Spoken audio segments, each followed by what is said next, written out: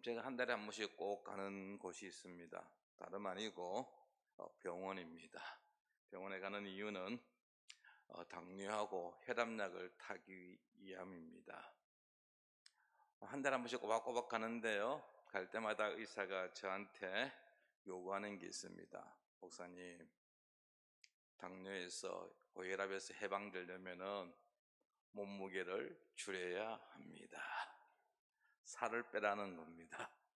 그러면서 목사님께서 좀 피해야 할 음식, 먹지 말아야 할 것들이 이런 것 저런 것도 있는데 가능하면 먹지 않도록 하십시오. 그럼 제가 뭐라고 대답해야 될까요? 예, 알겠습니다 해야 되겠죠. 예, 알겠습니다 하고 나오는데, 그런데 그 음식 중에 제가 참 피하고 싶지만은 피하지 못하는 음식이 몇 개인데 그 중에 하나가 팥빵입니다. 이 팥이 든 빵은 제가 그냥 지나치지를 못합니다. 호빵이 있으면 제 눈이 가게 되고 어느덧 손이 가 있는 모습을 봅니다. 그래도 어떻게 합니까? 당이 올라간다 할지라도 먹어야 되겠죠? 아닌가요? 피해야 됩니까? 겨울철에 따뜻한 호빵은 정말 맛있습니다. 사실 뻔히 알면서도 피하지를 못합니다. 절제가 안 됩니다. 오늘 설교의 내용은 우리가 그동안 살펴보았던 성령의 열매의 마지막입니다. 절제입니다. 사도 바울은 우리가 이 땅에서 그리스도인으로 살아가면서 맺어야 될 성령의 9가지 열매를 소개하였습니다. 사랑, 희락, 화평, 인내, 자비, 양선, 충성, 온유, 절제. 마지막 9번째가 절제라는 열매입니다. 이 절제, 국어사전에 따르면 절제라는 것은 정도에 넘어서지 아니하도록 알맞게 조절하여 제한하는 것을 절제다라고 말합니다. 한마디로 말하면 참는 것입니다. 참는 것이 바로 절제입니다. 스스로 자신을 통제하는 것, 자기 자신을 억제할 수 있는 능력이 바로 절제입니다. 그리스 철학자 플라톤은 이 절제를 가르쳐서 감각적 충동에 대한 통제력이라고 말합니다. 이성적으로 판단하고 행동하는 것이 아니라 충동적으로 감각적으로 무엇인가를 하고자 할 때 그것을 통제할 수 있는 능력이 절제다라는 것입니다. 헬라어로 이 절제를 에고크라테이아라고 말합니다. 절제라는 게 에고크라테이아라는 것은 무엇이냐면 우리 인간이 가지고 있는 죄악된 어떤 인간의 욕망, 그것을 통제할 수 있는 능력을 이야기하고 있습니다. 성경에서 절제를 이야기할 때는 주로 이 단어는 성욕과 관련해서 많이 언급을 하고 있습니다. 하나님께서 원하시는 방식대로 삶을 꾸려나갈 수 있는 수단이 절제입니다. 따라서 이 절제는 우리 그리스도인이라고 한다면 살아가는데 필수입니다. 절제하지 않고서는 우리의 믿음이 결코 자랄 수가 없습니다. 하나님을 기쁘시게 하기 위하여서는 이 절제라는 열매를 우리가 맺어야 한다라는 것입니다. 성경을 보면은 많은 인물이 나와 있는데 절제해서 성공한 사람도 있고 절제하지 못해서 실패한 인물들이 있습니다. 오늘은 절제하지 못해서 실패한 한 사람을 살펴보고자 합니다. 바로 삼손입니다. 삼손은 믿는 사람이든 믿지 아니하는 사람이든 잘 알려진 인물이죠. 여러분들 젊었을 때 아주 옛날에 삼손과 드릴라라는 영화를 기억하실는지 모르겠습니다.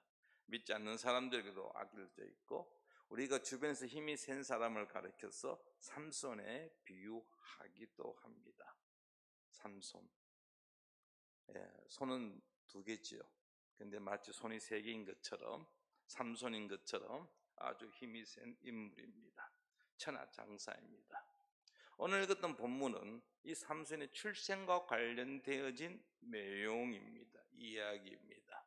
그의 출생을 보면은 우리와는 뭔가 좀 다르다라는 것을 알 수가 있습니다. 임신하지 못하여 염려하는 한 여인, 단지파의 마노아 아내라고 성경은 소개하고 있습니다. 이 아내, 이 한 여인에게 여호와의 사자가 나타나서 삼손의 출생을 예고하고 있습니다. 그런데 조건이 하나 붙습니다. 바로 4절과 5절입니다. 오늘 읽었던 본문의 4절과 5절을 한번 보시기 바랍니다.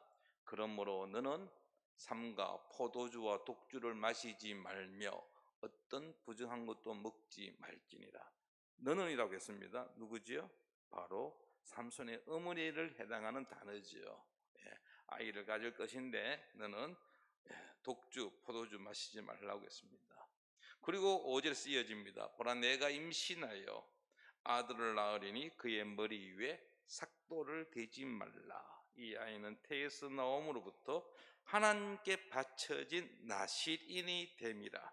그가 블레셋 사람의 손에서 이스라엘을 구원하기 시작하리라 하시니 라고 했습니다. 여호와의 사자, 천사입니다. 그가 한 여인에게 나타나서 삼손의 출생을 이야기합니다. 이 아이가 할 일은 블레셋으로부터 이스라엘을 구원할 자입니다. 그런데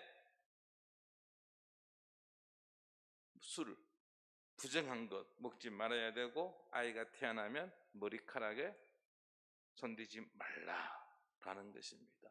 한마디로 이야기해서 삼손을 나실인으로 키우라는 이야기입니다. 나실인은 분리하다, 헌신하다의 의미를 가진 나자르란 단어에서 유래되어진 단어입니다. 특별한 서원을 통하여서 하나님께 구별되어진 성별한 사람을 나실인이라고 이야기합니다. 원래 나실인은 자발적입니다. 그리고 일정한 기간이 정해져 있습니다. 내가 하나님 앞에 언제부터 언제까지 헌신하겠습니다 라고 서약을 하면 그 기간 중에 금욕 생활을 하면서 온전히 하나님께 헌신하는 자들이 나실인입니다. 하지만 삼손은 달랐습니다. 삼손은 태어나기 전부터 하나님께서 그녀를 나실인으로 세우셨습니다. 정하셨습니다. 나실인은 절제와 금욕의 모범이 되어야 합니다. 한마디로 이야기하면 구별된 삶을 살아가는 자가 나실인입니다. 하나님께 온전히 헌신된 삶을 살아야 합니다. 하나님 앞에서 이 거룩함을 해칠 수 있는 모든 육체적인 향락은 피해야 합니다. 절제해야 합니다. 그래서 민수기 6장에 보면은 이 나실인에 대해 아주 구체적으로 그 규정을 언급하고 있는데, 하지 말아야 할 것을 구체적으로 3가지를 제시하고 있습니다. 첫 번째로 나실인은 포도주와 포도의 소산물을 먹으면 안 됩니다. 민수기 6장 3절과 4절입니다. 포도주와 독주를 멀리하며 포도주로 된 초나 독주로 된 초를 마시지 말며 포도즙도 마시지 말며 생포도나 금포도도 먹지 말지니. 얼마나 아주 엄한 규정입니까? 포도주를 마시지 말라로 끝나는 것이 아니라 포도즙도 마시지 말고 생포도도 먹지 말라라는 것입니다. 알코올 도수가 좀 있는 포도주는 물론이고, 여러분들 발효되어진 포도주, 심지어 금포도의 신화 껍질까지도 규제하고 있습니다. 포도와 관련된 그 어떤 것도 먹거나 마시지 못하도록 하였습니다. 이처럼 포도주를 가장 먼저 금한 것은 나름대로 이유가 있기 때문입니다. 포도주와 독주는 부패한 인간의 감정을 자극하고 우리의 이성을 마비시키며 끝내 하나님의 말씀을 분별하지 못하게 하기 때문입니다. 하나님의 말씀을 제대로 우리가 알아가는 데 방해가 된다는 것이죠. 잠언 23장 31절 말씀에 보면 포도주는 붉고 잔에서 번쩍이며 순하게 내려가느니 너는 그것을 마지도 말지어다 보지도 말지어다 했습니다. 포도주를 보지도 말라고 말합니다. 가까이 가지 말라는 것이죠. 냄새도 맡지 말라는 것입니다. 쳐다보지 말라는 것입니다. 왜 그렇습니까? 이 술이라는 것이 우리로 하여금 절제를 무너지게 하기 때문입니다. 우리를 무감각하게 만들기 때문입니다. 술에 취한 자는 자신이 무엇을 했는지 알지 못합니다. 흔히 하는 말로 필름이 끊겼다라고 하죠. 필름이 끊겼다. 무슨 이야기입니까? 자기가 무슨 말을 했는지 어떤 행동을 했는지 전혀 깨닫지 못한다, 알지 못한다라는 것입니다. 탈무드에 따르면은요, 이 사탄이 포도나무에다가 그러므로 양, 사자, 원숭이 그리고 돼지의 피를 뿌렸다라고 합니다. 그래서 여러분 술을 마시게 되면 처음에는 양처럼 아주 온순해집니다. 거기서 한 잔 더 걸치게 되면 아주 사자처럼 사나워집니다. 그래서 술 마신 사람 옆에서 함부로 잡을 수가 없잖아요. 얼마나 힘이 센지. 거기서 조금 더 마시게 되면 원숭이처럼 춤추고 노래한답니다. 그리고 마지막에는 돼지처럼 토하고 뒹굴고 취해진다라고 말합니다. 어쩌면 술은 사탄이 우리 인간에게 준 아주 유혹의 선물이라고 할 수 있겠죠. 술은 우리로 하여금 절제하는 것을 방해합니다. 그래서 하나님께서는 나시린의 규정을 정할 때 제일 첫 번째로 금했던 것이 술이었습니다.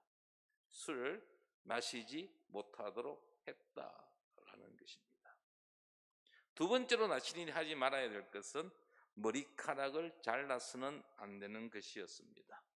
민수기 6장 5절입니다. 그 서운을 나고 구별하는 모든 날 동안은 삭도를 절대로 그의 머리에 대지 말 것이라. 자기 몸을 구별하여 여호와께 드리는 날이 차기까지 그가 거룩한 적 그의 머리털을 길게 자라게 할 것이며 라고 했습니다. 바로 삼손에게 요구했던 규정이 이 두 번째 규정입니다. 삭도를 머리에 대지 말라. 왜 하필 머리에 대지 머리카락을 자르지 못하겠을까요? 고대 사회에서 머리는 피와 마찬가지로 생명의 상징으로 간주되었습니다. 따라서 머리에 삭도를 대지 않는다는 것은 생명의 주권자이신 하나님에 대한 복종과 경외를 나타내는 것입니다. 머리카락을 자르지 않는다라는 것은 자기 자신을 하나님께 온전히 드린다, 바친다는 하나의 표시입니다. 따라서 나시린이 그 긴 머리카락은 하나님의 주권을 인정하며 그리고 그분의 명령에 온전히 복종하겠다는 어떤 외적인 의지 표현이라고 할 수 있겠습니다. 그래서 하나님은 나시린에게 머리카락을 자르지 못하도록 했다라는 것입니다. 마지막으로 나시린에게 금한 것은 시체를 만지는 것이었습니다. 민수기 6장 6절과 7절입니다. 자기의 몸을 구별하여 여호와께 드리는 모든 날 동안은 시체를 가까이 하지 말 것이요 그의 부모 형제 자매가 죽은 때라도 그로 말미암아 몸을 더럽히지 말 것이니 이는 자기의 몸을 구별하여 하나님께 드리는 표가 그의 머리에 있음이라 했습니다. 시체를 만지지 말라는 것입니다. 나시린은 어떠한 시체도 만지면 안 됩니다. 비록 부모라 할지라도 형제라 할지라도 가까운 가족 친구라 할지라도 그 시신을 만지지 못하게 했습니다. 왜냐하면 인간의 죽음은 곧 죄의 결과다라고 그들은 생각하고 있었기 때문에 시신을 부정한 것으로 여겼던 것입니다. 따라서 시체를 멀리한다는 것은, 시신을 만지지 못하도록 한 것은 죄악을 멀리하라는 의미입니다. 나시린은 하나님께 바친 자 아닙니까? 하나님께 바침이 되었기 때문에 죄를 멀리하고 성결을 유지하는 하나의 방편으로서 시체를 만지지 못하도록 금하였다라는 것입니다. 성도 여러분, 이 규정은 나시린의 규정이기도 하지만 오늘날 우리 그리스도인들이 지켜야 될 삶의 모습이기도 합니다. 이 세 가지는 나실이 일어나면은 반드시 지켜야 할 규례입니다. 그런데 삼손은 이 규례들을 어겼습니다. 그는 나실인으로 태어나 성장하였지만은 이 세 가지를 지키지 못하였습니다. 왜냐하면 절제하지 못하였기 때문입니다. 참아야 하는데 참지를 못했기 때문에 그는 결국 나신인으로 살지 못한 모습을 보여주었던 것입니다. 그는 길을 지나가다가 자기가 죽였던 그 사자 시체에 있는 꿀을 보고 결국 가까이 가서 꿀을 떠먹고 그 사자의 시체를 만졌습니다. 그냥 지나치지를 못했습니다. 그리고 블레셋의 여인 데릴라의 유혹을 이기지 못하고 나시린이 지켜야 될 그 두 번째 규정을 그냥 드러내므로, 비밀을 말함으로 인하여 머리카락이 잘리는 신세가 되었습니다. 그 결과가 무엇입니까? 삼손은 힘을 상실하였고 블레셋 사람들에게 잡혀서 장님이 되었고 그들의 놀림감이 되고 말았습니다. 그가 나시린으로 살았을 때에는 하나님께서 그를 통하여 놀라운 일을 행하였고 블레셋 사람들이 다 두려워하였지만 그가 절제하지 못하여 나시린의 규정을 깨었을 때에 그는 블레셋 사람들의 조롱을 받을 수밖에 없는 존재가 되었다는 것이죠. 사사기 16장 25절 말씀입니다. 그들의 마음이 즐거울 때 이르되 삼손을 불러다가 우리를 위하여 제주를 부르게 하자 하고 옥에서 삼손을 불러내매 삼손이 그들을 위하여 무엇을 부리니라? 제주를 부리니라.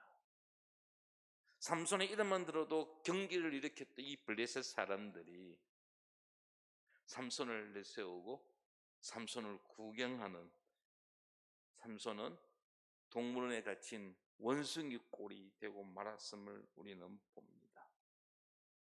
삼손이 나타나면 숨기 바빴던 이 블레셋 사람들이 삼손을 오히려 조롱했다라는 것입니다. 삼손이 이러한 꼴을 당하게 된 것은 절제하지 못하였기 때문입니다. 성도 여러분, 우리는 그리스도인으로서 이 땅에 살아갈 때 절제해야 합니다. 잠언 16장 32절입니다. 우리 같이 한번 읽어보도록 하겠습니다. 잠언 16장 32절. 노하기를 더디하는 자는 용사보다 낫고 자기의 마음을 다스리는 자는 성을 빼앗는 자보다 나으니라. 아멘. 여기 자기 마음을 다스리는 자는 곧 절제하는 자입니다. 절제하는 자는 성을 빼앗는 자보다 낫다라고 했습니다. 성을 빼앗는 자는 위대한 영웅입니다. 용사입니다. 그런데 그 사람보다 더 낫다라고 말씀하고 있습니다. 잠언 25장 28절입니다. 자기의 마음을 제어하지 아니하는 자는 성읍이 무너지고 성벽이 없는 것과 같으니라. 여기에 자기 마음을 제어하지 아니하는 자, 절제하지 못한 자입니다. 절제하지 못하였을 때 어떤 결과가 일어나느냐? 성읍이 무너지고 성벽이 없다라는 것입니다. 여러분, 성벽이 어떤 역할을 합니까? 외부의 공격을, 침략을 방어해 주는 것입니다. 짐승들이 넘어오지 못하도록 지켜주는 방어선입니다. 그런데 그 성벽이 없는 성읍을 생각해 보십시오. 아무나 넘어올 수 있습니다. 허술합니다. 외우의 공격을 막을 수가 없습니다. 쉽게 함락당하고 맙니다. 특별히 우리 그리스도인들이 참 절제할 것이 많습니다. 그러나 그 중에 특별히 우리가 절제해야 할 것이 하나가 있는데 그것은 바로 말입니다. 언어입니다. 온전한 그리스도인은 말에 절제가 있어야 합니다. 잠언 10장 19절 말씀입니다. 같이 한번 읽어볼까요? 말이 많으면 허물을 면하기 어려우나 그 입술을 제어하는 자는 지혜가 있느니라. 아멘. 말을 많이 하라는 말씀입니까? 저는 목사이기 때문에 말을 많이 할 수밖에 없지만 말을 많이 하지 말라고 주님 말씀하십니다. 말을 많이 하다 보면 실수하게 됩니다. 말을 많이 하다 보면은 다른 사람들에게 상처를 줍니다. 그래서 야고보는 혀에 재갈을 물리라고 말씀합니다. 야고보 1장 26절입니다. 누구든지 스스로 경건하다 생각하며 자기 혀를 재갈 물리지 아니하고 자기 마음을 속이면 이 사람의 경건은 헛것이라 했습니다. 자기 혀에 재갈을 물리라고 말씀하고 있는데 말조심하라는 것이지요. 야고보는 진짜 그리스도인인 어떻게 살아야 할 것임을 쭉 이야기하는 과정 속에 우리 그리스도인들은 삶의 변화가 있어야 한다라고 말하고 있습니다. 그러면서 그 하나의 예로 우리 그리스도인에게 일어날 변화 중에 하나의 예로 든 것이 말이었습니다. 말 조심하라는 것입니다. 혀에 재갈을 물리지 아니하는 자는 자신의 마음을 속이는 자라고 규정하고 있습니다. 자신의 마음을 속이는 자, 자기를 기만하는 것을 뜻합니다. 스스로 경건하다고 생각하는 자들입니다. 그런데 실상은 경건하지 않은 자들이지요. 이들은 자신을 그리스도인으로 다른 사람들에게 소개합니다. 그럴듯한 말로 경건한 척합니다. 교회 와서 예배 드리는 것으로 그리스도인의 의무를 다했다고 생각합니다. 주일에 하나님께 예배 드렸기에 하나님의 도우심을 받으면 나는 구원받은 자다. 그래서 나는 죽어서 천국 갈 것이라고 생각하는 자들입니다. 하지만 삶에는 변화가 없습니다. 교회를 출석한 지 10년, 20년, 수십 년이 되었음에도 불구하고 달라지는 것이 없는 자입니다. 특별히 자기 혀에 재갈을 물리지 아니한 자를 가리켜 야고보는 이야기합니다. 이 사람의 경건은 헛것이다. 성도 여러분, 자기 혀에 재갈을 물리지 못하는 자는요, 아니하는 자는요, 함부로 말을 내뱉습니다. 말은 그 사람의 삶을 가장 잘 드러내 보여줍니다. 우리 그리스도인들은 함부로 말을 하지 않아야 할 것입니다. 말을 하고 싶어도 조심해야 합니다. 참아야 합니다. 야고보서 3장 1절 이하에서도 계속해서 야고보는 이 말에 대해서 언급하면서 혀를 말하고 있습니다. 3장 8절에 보면 혀를 조심하라고 말합니다. 말 한마디에 한마디 주의하라는 것이죠. 자기의 혀에 재갈을 물리지 않은 자는 함부로 말을 합니다. 근데 그걸로 인하여서 공동체 안에서 다툼이 일어나고 분쟁이 일어나고 관계가 깨어집니다. 말 한마디 잘못해서 칼부림이 일어나기도 하고 국가 간의 전쟁이 발발하기도 합니다. 우리 속담 가운데 말과 관련된 속담이 참 많이 있죠. 발 없는 말이 얼마 간다고요? 천리 간다는 것이죠. 말은 발이 없습니다. 근데 천리를 갑니다. 벌써 저 멀리 가 있습니다. 벌써 한 바퀴 돌아가지고 들어옵니다. 천냥빚도 말로 갚는다. 낱말은 새가 듣고 반말은 쥐가 듣는다. 참 말과 관련되지 않는 속담들이 있는데요. 그만큼 말 조심하라는 것이죠. 의미 없이 내뱉은 말 한마디가 그로 인하여서 상상하기 힘든 결과를 가져오기도 합니다. 자기 혀에 재갈을 물리지 아니하였을 때 엉뚱한 말 해가지고 쓸데없는 분쟁을 일으키기도 합니다. 그럼 어떻게 해야 될까요? 절제할 수밖에 없어요. 가능하면 하지 않아야 됩니다. 말은 여러분 화살과 같습니다. 여러분들 양궁 경기 한 번씩 보시지요. 올림픽이나 아시안 게임 가면은 우리나라 선수들이 그냥 결승전 올라가고 메달을 많이 따기 때문에 많은 사람들이 양궁 경기를 봅니다. 선수들이 화살을 쏩니다. 그리고 마지막에 뭐 하죠? 확인하잖아요. 그 화살 관역에 정말 몇 점인지 확인하기 위해서 화살을 하나씩 빼며 점수를 계산합니다.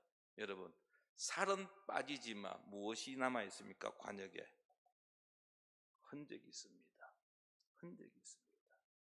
내가 내뱉은 말, 미안, 잘못했어, 취소, 다시는 안 할게 라고 하지만은 여러분 어떻습니까? 내 입을 떠난 말은 이미 상대방에게 상처를 주고 난 다음입니다. 흔적이 남습니다.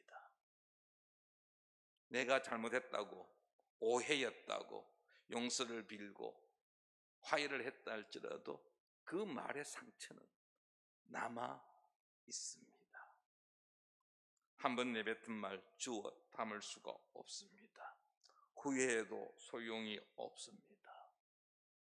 한 번, 두 번, 세 번, 네 번 신중하게 생각하고 말할 수 있어야 할 것입니다. 특별히 자기 말 말고 다른 사람의 말을 옮길 때에 추측해서 함부로 말하지 않기를 바랍니다. 제대로 알지 못하면서 추측해서 하는 말이 공동체 전체를 힘들게 만듭니다.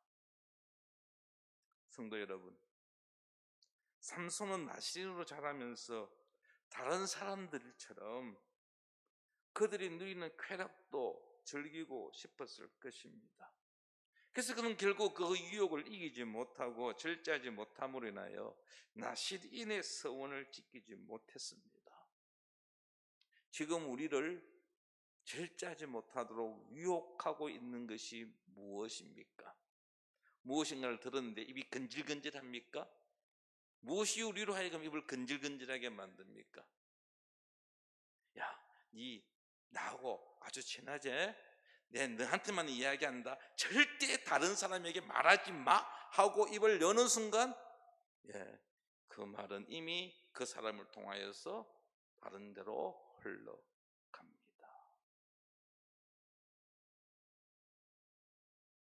절제하십시오. 그런데 이 절제하는 게 쉽지가 않습니다. 우리의 능력으로는 한계가 있습니다.